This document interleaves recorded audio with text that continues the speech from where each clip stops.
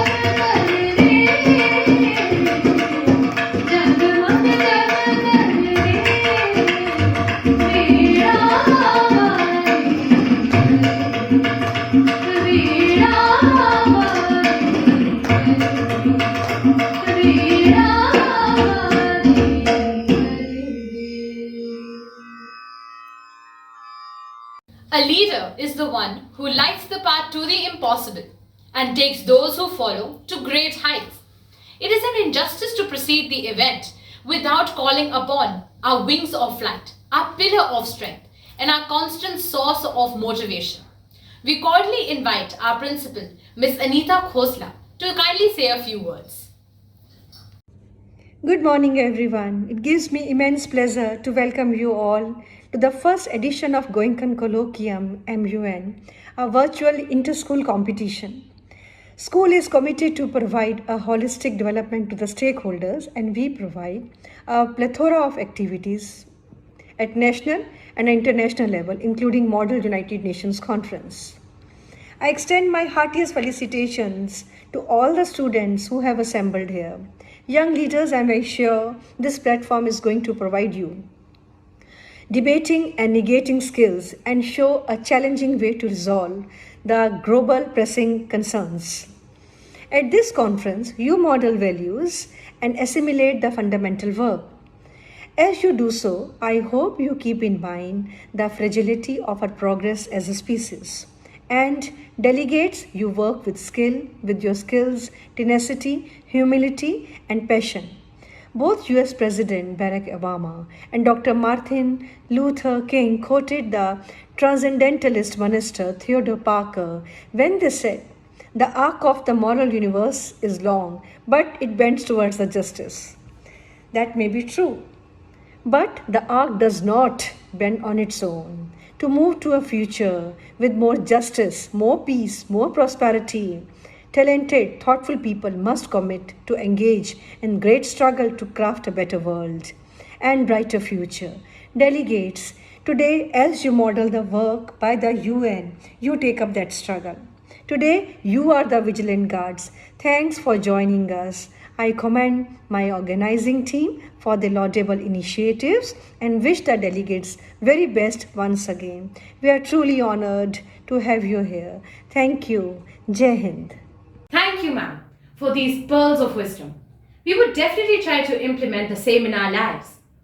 Today, we have a distinguished soldier and a son of the nation in our midst. Our eminent chief guest, Brigadier Narendra Kumar, SM, VSM, to address the gathering and to give his precious inputs to our dear students who are seeking to be like him.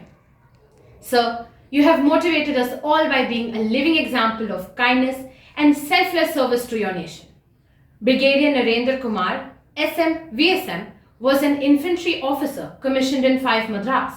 He is a distinguished soldier who has served in counterinsurgency and counter-terrorism areas in Sri Lanka as a part of IPKF and has served in Jammu and Kashmir for over 7 years and Northeast India for over 5 years. He served as part of training team in Bhutan from 1991 to 1993 and with UN mission in Africa from 2000 to 2001 in Ethiopia and Eritrea. He commanded a Rashtriya Rifled Unit counter-terrorist operations in Jammu and Kashmir, and later as brigadier, he commanded a counter-insurgency sector of Assam Rifles in the northeast.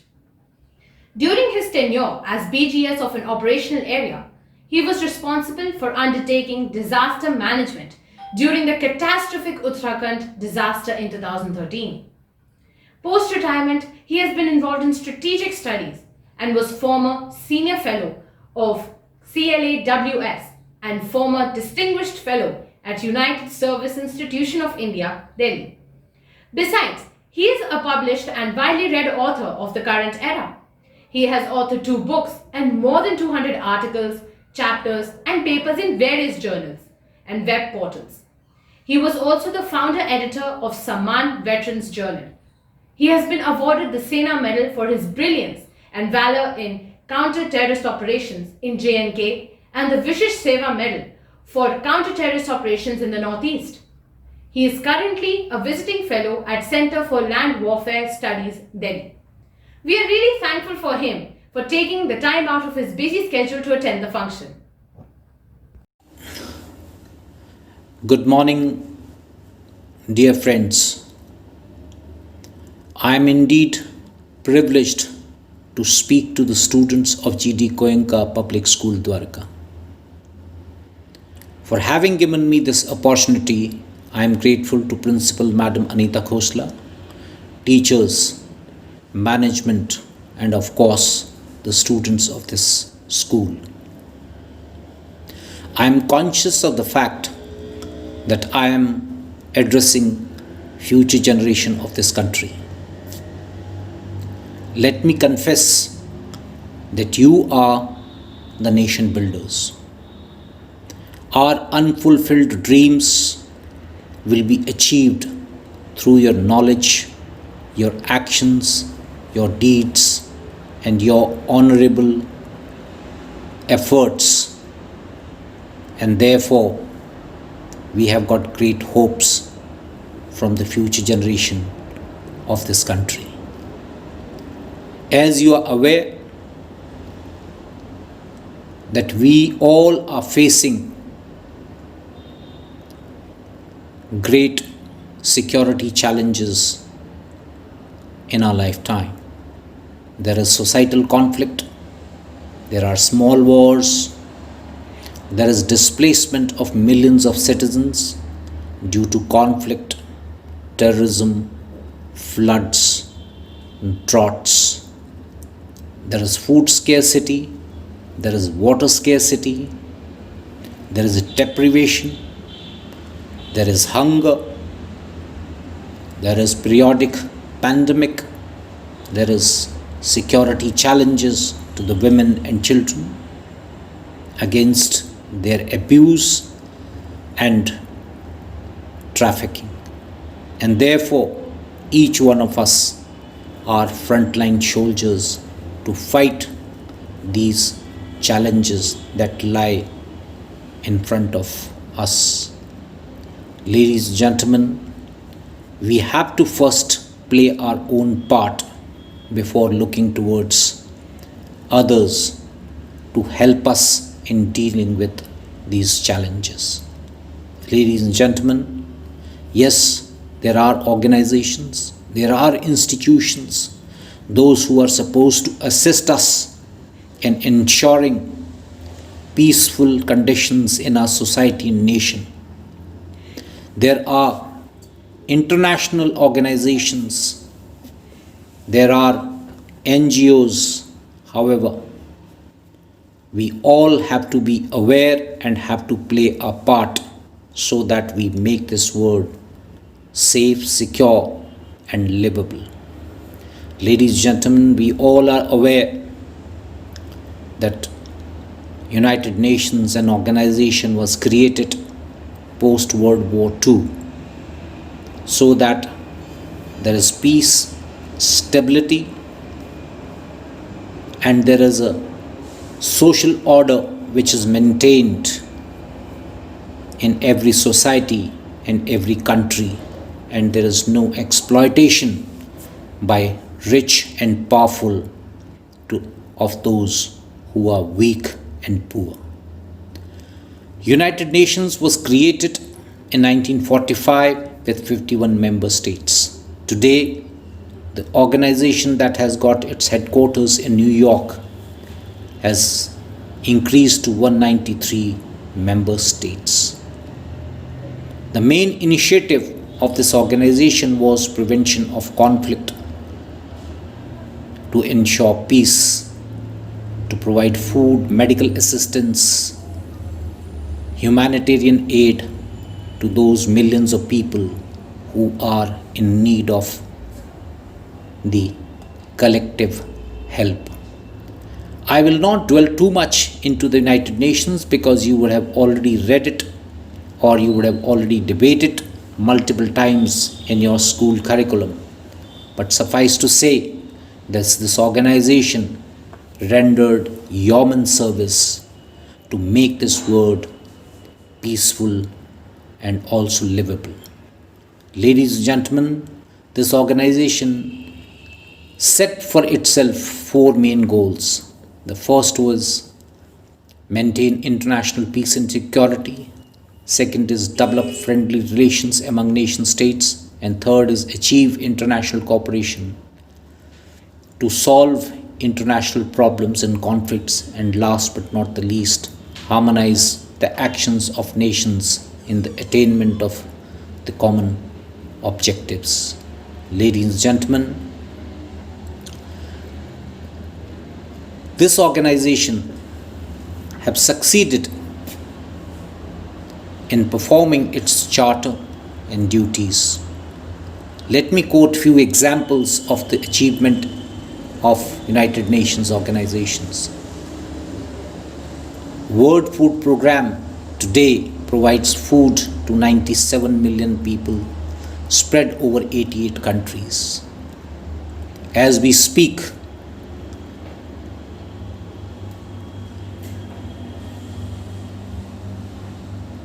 World Food Programme is providing food to war-ravaged, disasters impacted population, and in a year it provides approximately 15 billion rations to those who need it. World Health Organization, you would have heard multiple times WHO officials and the chairman giving you advisory how to fight and deal with COVID-19. Similarly, this organization was responsible for eradication of smallpox and multiple other diseases across the globe. This organization creates systems, cooperation, and provide aid to those nations that cannot afford it. And therefore, they have saved millions of lives across the globe from pandemic, disease, and through disasters. United Nations Children Fund, which we all should be conscious of, has helped saving in approximately 90 million children. It was created in 1946 and it has also been awarded Nobel Peace Prize for the yeoman service it rendered to look after the children of underprivileged and war-ravaged countries. United Nations have also helped in prevention of proliferation of nuclear weapons and weapons of mass destruction. Ladies and gentlemen, 3 topics that have been chosen by you are extremely important, and the role of every citizen, young or old, is immense to deal with these challenges. The first topic that you have chosen is biological warfare, a new threat to the global community. We are yet not conscious or aware whether the Wuhan virus was leaked from the laboratories or it came from the nature. But the fact of the matter is that it has displayed, it has shown the ill effects of biological warfare or pandemic over the global community. There has been economic downturn, the lives have been disrupted, jobs lost, and life support system disrupted. And therefore, to fight biological warfare, it is not only the responsibilities of the doctors and scientists, but it is also the responsibility of each one of us to prevent the biological weapons to spread and make the people conscious of the threats. The second topic that you have chosen is violence against women. It's a real problem in Asia and Africa. All of you would be aware that approximately 350 young girls were kidnapped from northern Nigeria by Boko Haram, a terror organization affiliated to Al-Qaeda. And you can imagine the torture and the abuse these girls would have gone through in the captivity. Though the luckier ones were released by the Boko Haram, but there were still few girls, those who were retained by them. Last but not the least, you are going to discuss the rights of the underprivileged and minority community, especially coming from Xinjiang province of China, Uyghur region. Let me also tell you that there are other communities that are also suffering similar or even the worst kind of abuse. They are Ahmadiyas in Pakistan, Rohingyas from Myanmar, and Yazdis in Syria and Iraq. They have been uprooted from their homeland, displaced, abused, and left to fend for themselves. There is no life support system for them except the aid and support of the host nation. Ladies and gentlemen, I wish each one of you best of luck. Stay safe during this challenging period and be a torch bearer of knowledge and honorable deeds for your families, for your schools and institutions, for this country, and as a global citizen. Thank you very much. I once again thank Principal Madam for having given me this opportunity. Good luck. All the best. Thank you, sir. Your words definitely provide a food for thought. In the words of Irina Bukova, UNESCO Director General, the ultimate renewable energy is human ingenuity. The world as we know today is in a transitory phase and is constantly grappling with extraordinary situations and problems. Unprecedented times take unprecedented measures. And who else is better at finding a pragmatic solution than the lawmakers, the policymakers, and the bureaucrats of tomorrow? Of course, the student delegates of today. Ladies and gentlemen, the time is right for the committees to get going. I request the Secretary General to declare GCMUN 2021 open. Respected Principal Ma'am, our revered Chief Guest Sir, dear teachers, worthy delegates, ladies and gentlemen, wish you all a very good morning. It is my pleasure to serve as the Secretary General of the Goenkan Colloquium Model United Nations 2021, and I welcome you all. The aim of our MUN is to discuss and deliberate. It provides a platform that promotes out-of-the-box approach. Since the aim of any discussion should be progress and not victory, we have worked very hard for months to put forward a conference that would ignite the minds of each delegate that participates in it. I hope that all of you succeed at MUN with a change that stays with you forever, something that you cherish and something that ultimately helps you grow. For personal growth is not a matter of learning new information, but unlearning old limits. For the first timers who are very apprehensive right now, I would just like to say, whatever makes you uncomfortable is your biggest opportunity for growth. To conclude, I would like to wish all delegates luck and would request them to discuss and caucus as if they were the actual representatives of their respective countries and millions of lives depended upon the conclusions their committees would arrive upon. I now declare the conference open. Thank you. Thank you. I now request the EBs to commence with their committees. Thank you. Jai Hind.